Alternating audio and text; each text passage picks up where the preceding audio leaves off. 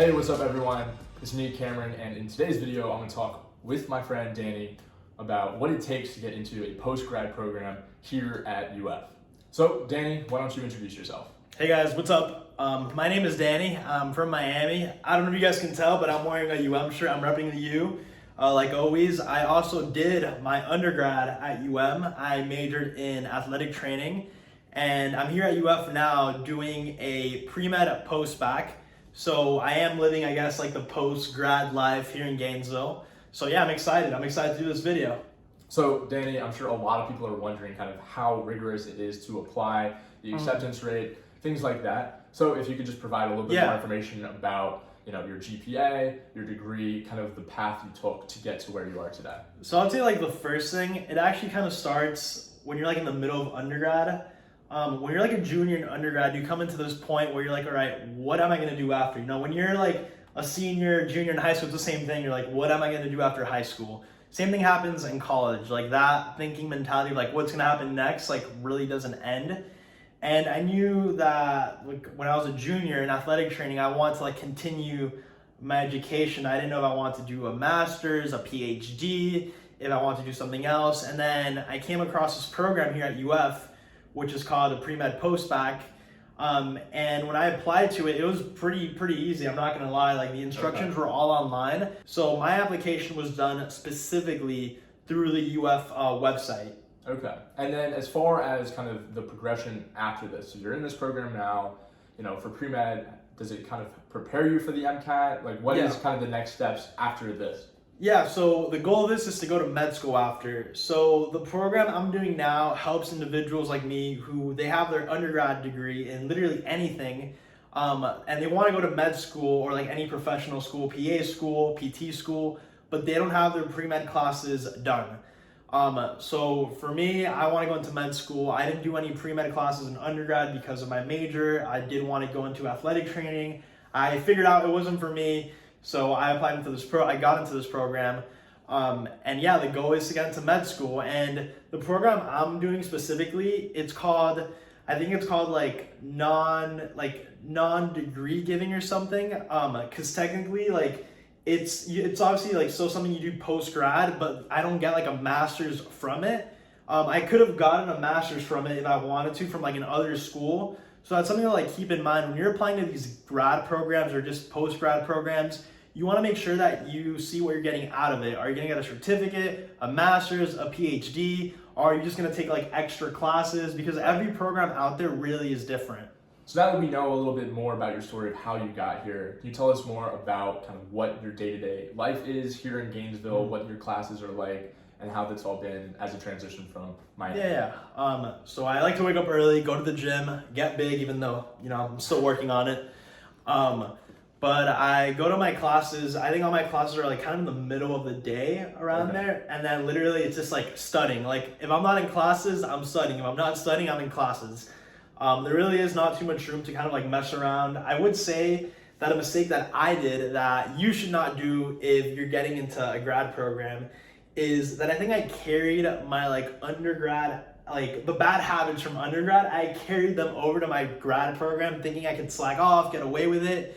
Well, I learned really quick that when you're in a grad program or any program after undergrad, even though you still go to a college or a school, you can't live that same undergraduate life you had. You just can't party as much. Your head should definitely be focused on the program itself. You're wasting a lot of money, or not wasting, you're investing a lot of money, a lot of time into the program. So definitely focus on your program and don't get sidetracked. For me, being a senior at UM, I was telling you earlier, like I went crazy because it was the year after COVID, and I was having way too much fun, which is okay to do as a senior. I'm pretty sure you've had a good amount of fun as a senior.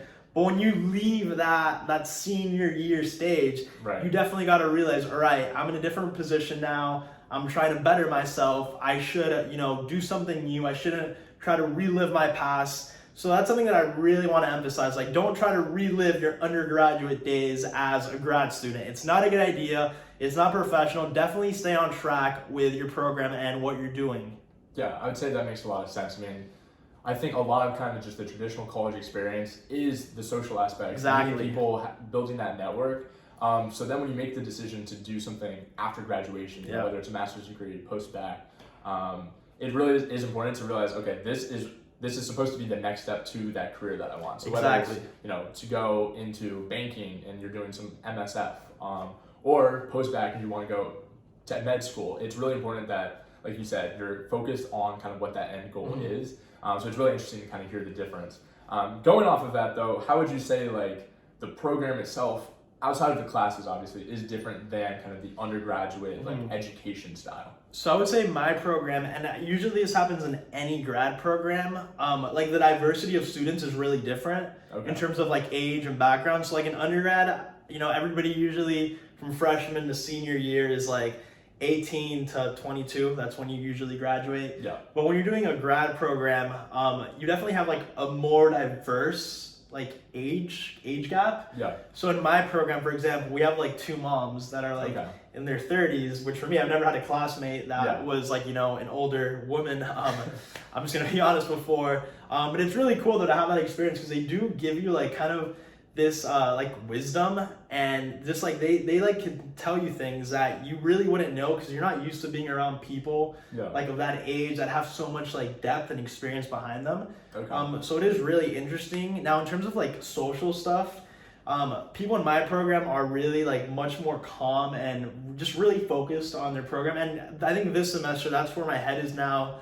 I'm at that point where it's like last semester, for example, I came in like if I was an undergrad student, which is a mistake, like I said before, I came in being like, you know what, I want to go out in Gainesville, I want to meet people, I want to go crazy. And I just realized that I was kind of like losing my sense of vision and what I really wanted to do. So this semester when I came back, I said, Danny, you know what, you're here to focus, so you're here to get good grades, do good in your program. So now like the social scene for me is a little bit more about just, it kind of revolves around like just focusing on my goals. You know, so it's a little bit different than undergrad. It's not the same as like, okay, I'm gonna meet somebody and like go out with them and stuff. It's more as like, oh, I met somebody, let me see what I could do with them that can help me reach my goals. Maybe we can study together, maybe we could go to the library together, maybe we could get dinner and, you know, share our experiences and stuff. So that it's a little bit different when you make that transition from undergrad to the post-grad life. Okay, cool. No, that makes a lot of sense. And, you know, as someone personally who wants to go on to graduate school in a few years after I work, it's definitely kind of reassuring to hear that there's still the social aspect to it. Yeah, exactly. It's just different. You have to tweak a little bit. I mean, you can't, you know, obviously right now, you know, you're in a frat and stuff. I'm pretty sure throughout your undergraduate life, you've told, hey, we're going to go to this frat party, we're going to do this. But imagine now you're working at a bank.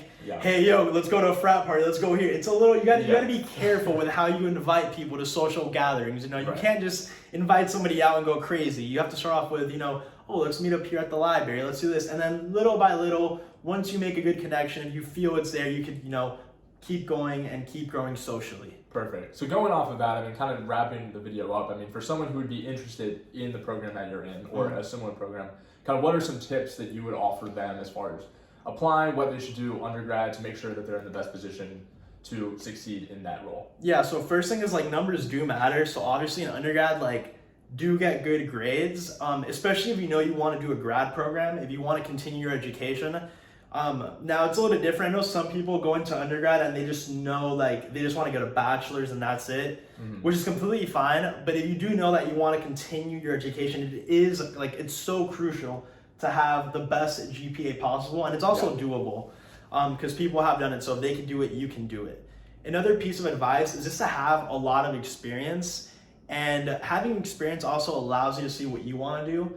So like I said, I started off doing athletic training, but being surrounded by a lot of like healthcare professionals, a lot of physicians, that's where my head was like, all right, I think I actually want to go into medicine, and my goal now is to be a physician, and it's all from my experience. So if you feel like you're kind of like, what do you call it, like on the ground, or you're kind of confused on what you want to do, just go out, do internships, get a job, kind of get different experiences, because that's definitely going to help you decide on what you want to do later. Well, thank you, Danny. I think that's all we've got for this video, but we really appreciate you taking the time. I forgot to mention it at the beginning of this video, but Danny's actually got his own YouTube channel. It's really great. You get an inside look at his life, kind of on this pre-med track that he's on, so definitely check that out. It'll be linked down below in the description. But that's gonna wrap up the video. I hope you guys enjoyed it. As always, if you have any questions at all, you can reach out to me on Instagram right here. Danny's Instagram is gonna be right there. And with that being said, we'll see you in the next one. Peace.